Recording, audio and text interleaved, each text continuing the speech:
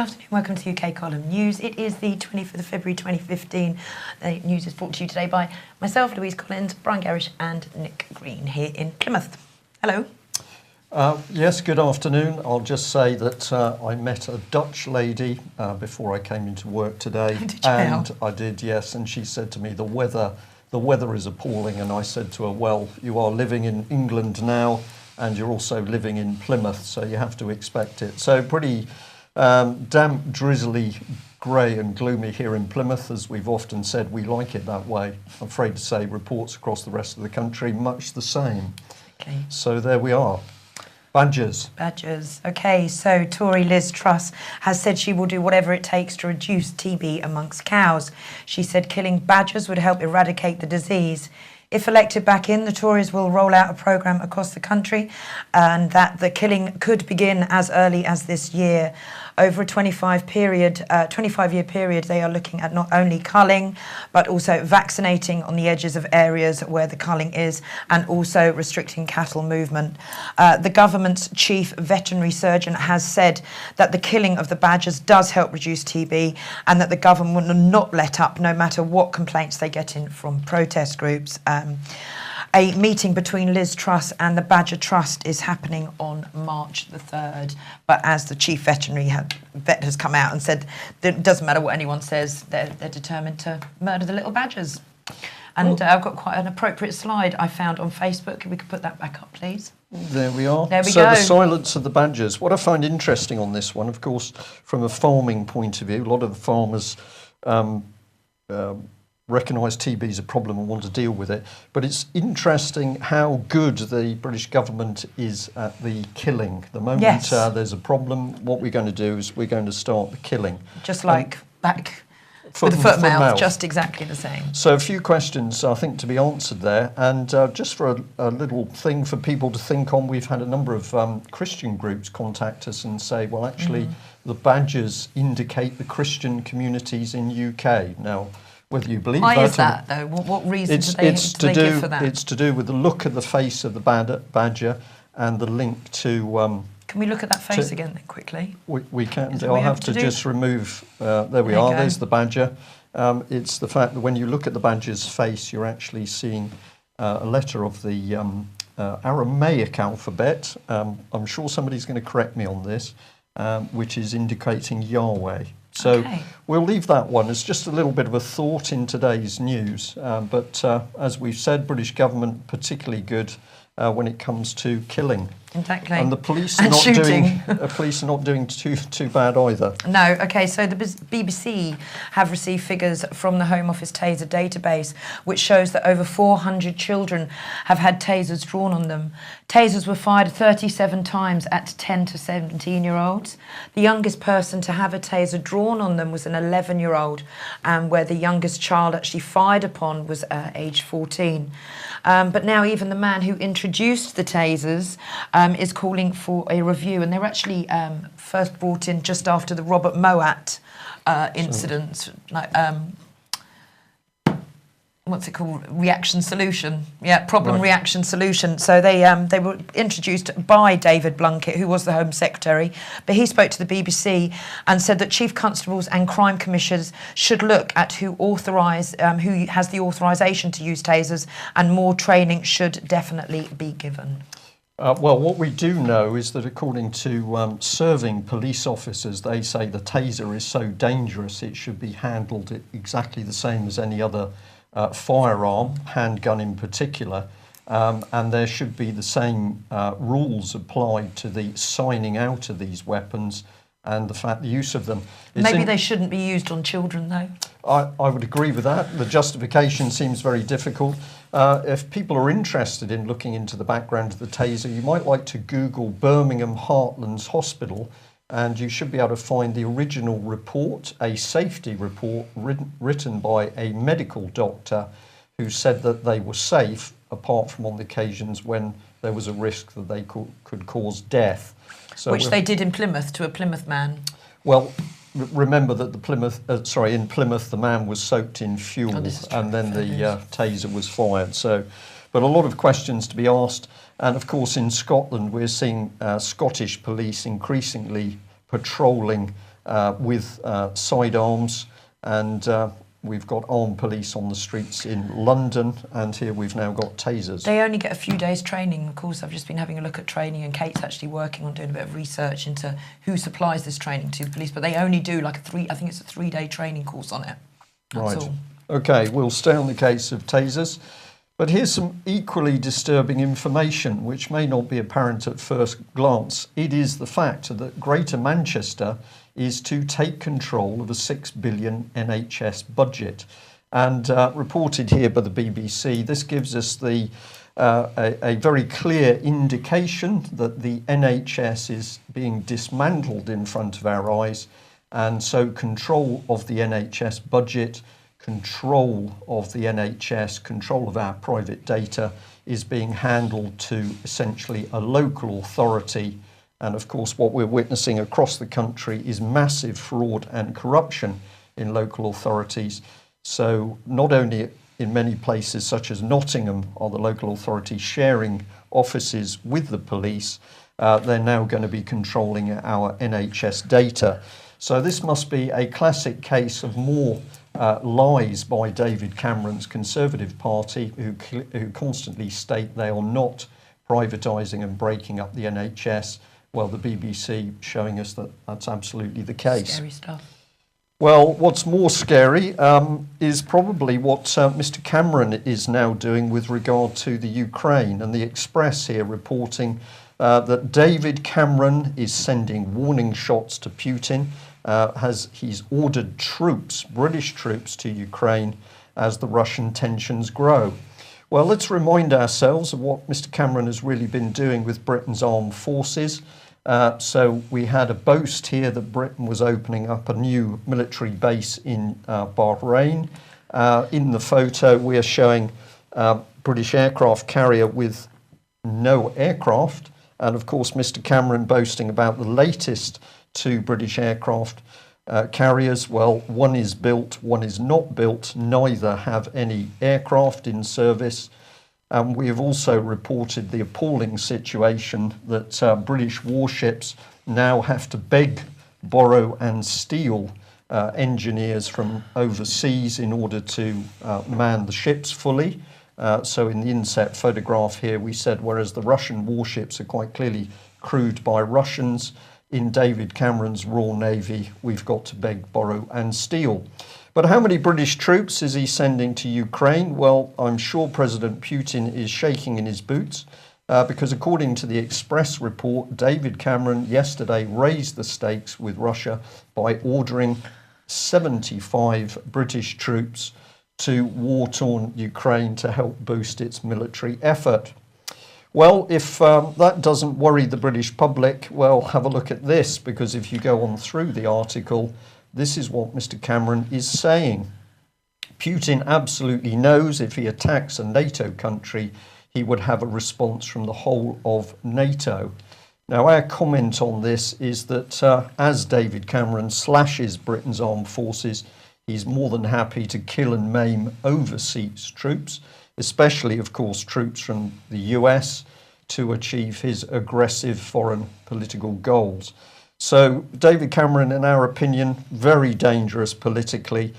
He's prepared to ramp up the situation in the Ukrainian area and amongst the former Soviet states for his political agenda.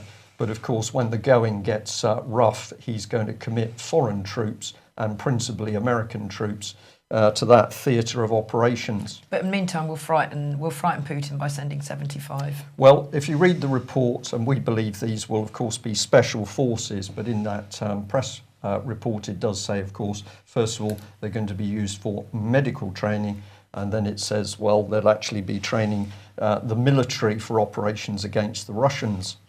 Well, Veterans Today is one of a number of sources which are printing a very interesting story, which says that 2 UK planes carrying weapons for ISIL were shot down or at least crashed in Iraq. And because of the number of sources carrying this story, we decided to check it out. So we spoke to a source at the Ministry of Defence this morning, and they stated that the story had absolutely no credibility, but surprisingly they questioned why the UK would be supplying arms.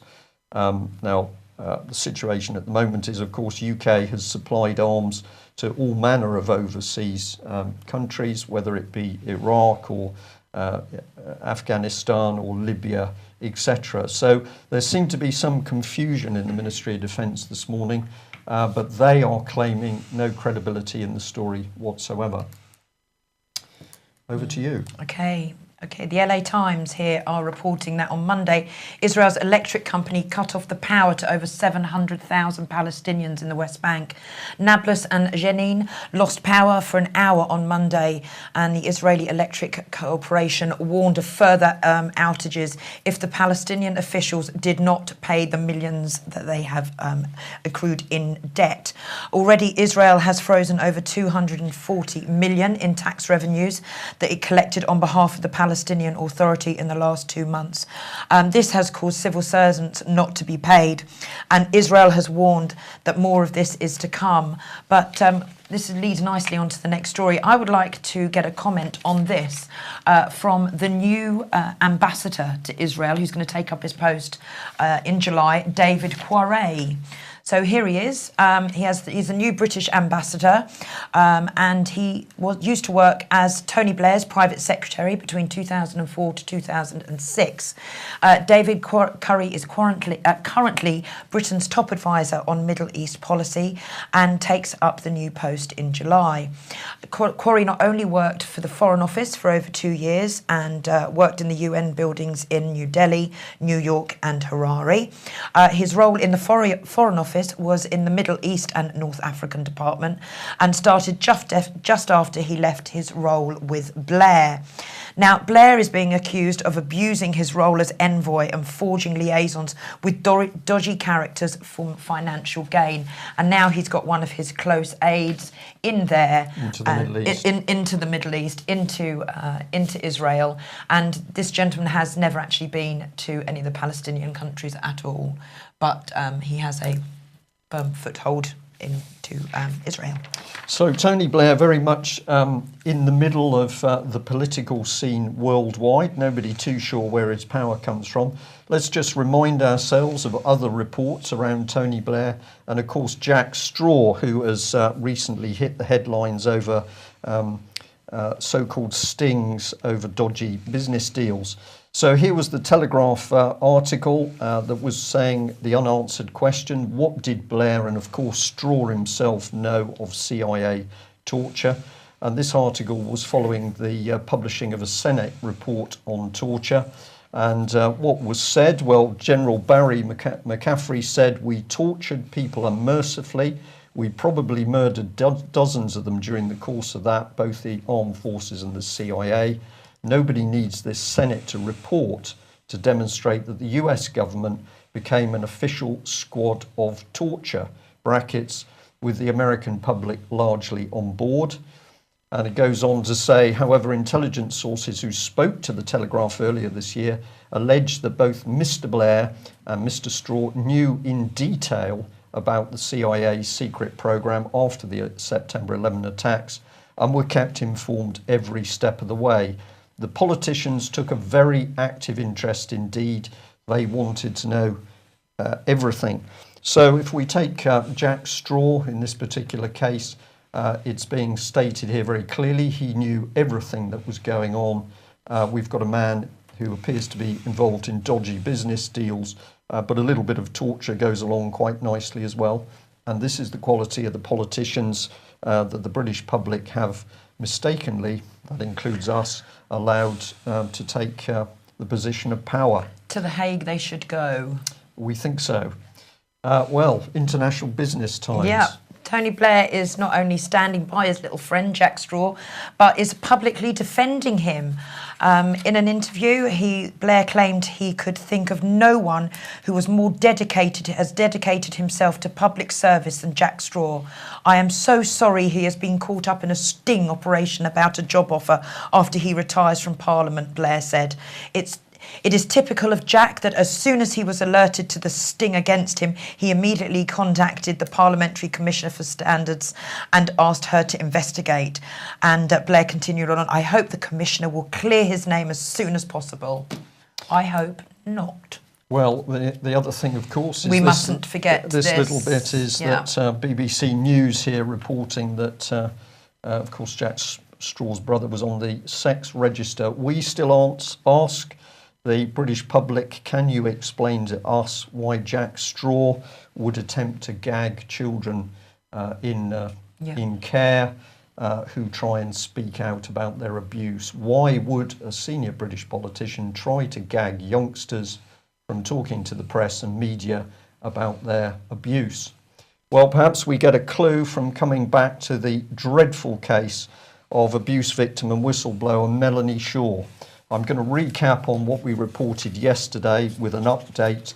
This case becomes more shocking by the moment, but Melanie Shaw blew the whistle on abuse of some 150 children. It now transpires in Beechwood Children's Home, Nottingham. She was horrifically abused herself. And what has the state done to her? Hounded her and put her back into Peterborough Prison. So last week, Melanie did not appear in court because she refused to leave her cell. So a court hearing took place under Judge Rafferty in her absence. The Crown Prosecution Service paid for a highly experienced barrister to attend, and of course that barrister directly working for Alison Saunders, the Director of Public Prosecutions, who says she is standing up for women who are victims of rape, unless it is Melanie Shaw, of course.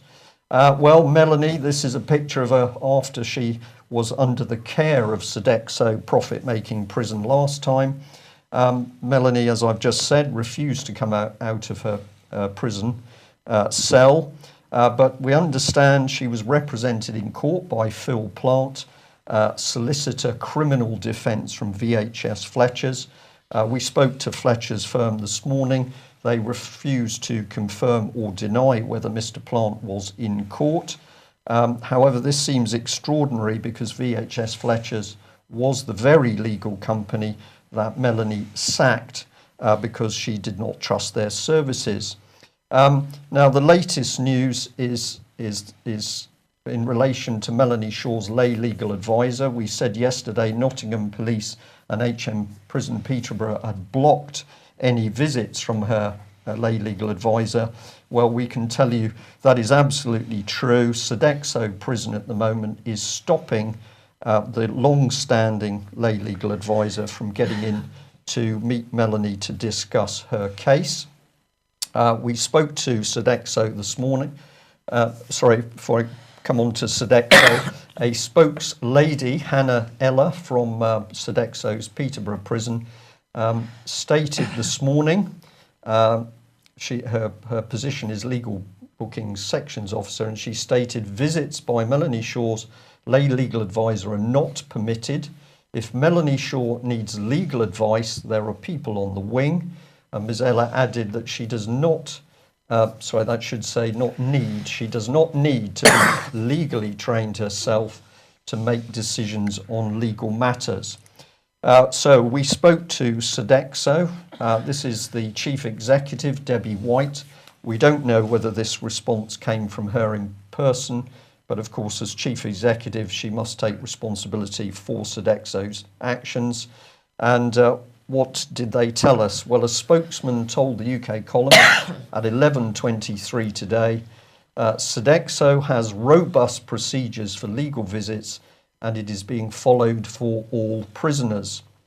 Sodexo would not admit, nor would they confirm, that their policies effectively ban lay legal advisors, but they did state that the Ministry of Justice set this policy as part of Sodexo's prison role. That effectively is the contract. When we said, please, can we have a copy of the guidance from the Ministry of Justice, they simply declined to comment any further. Have we spoke to the Ministry? Did you speak to the Ministry of Justice? Not yet. That's another thing to happen. But what we'd like to say to the public is the This must be one of the most serious cases at the moment in UK. We have a vulnerable child abuse victim who is back in a private profit-making prison, where that prison, it appears to be in collaboration with the Ministry of Justice, are refusing Melanie's chosen legal advice, which is a lay legal advisor. So we now have the ability for the state to lift anybody from the streets, in this case a very vulnerable abuse victim, incarcerate her in a private prison, and then simply prevent her from having the legal representation she wants, and indeed the legal representation she's asked for in writing, and justice completely gone. How VHS Fletchers were appointed, if indeed they were, is a mystery to us, because it does not appear that they had direct instructions from Melanie Shaw. So we wait to see how that develops. What about telephone calls? Has she been able to speak to her lay legal advisor on the phone? No, she hasn't. And so far, Melanie has sent out 2 or 3 letters, and there's been no responses from letters sent in. So well, that's unlike Melanie. Of course. So it does appear that there's some form of clampdown on Melanie, and indeed she is being treated differently from other prisoners in Sodexo prison. So this brings us nicely on to the conference at the end of the month, UK Column and the British Constitution Group conference. 2 days, actually. Yes, it is. Are you ready? Are you prepared? I am. So 2 days to run. Conference in Telford, and here's our brief advert. It's the time for action. The UK Column and the British Constitution Group present their Spring Conference 2015. The networking starts Friday evening, 27th of February, running to late Sunday evening, 1st of March, at the Park Inn, Telford, Shropshire. On-site accommodation available at special rates. Visit www.events.gb.com now and grab your tickets. UKC and BCG members, check your own websites for discount rates. Go on, do it now. This really is the time for action.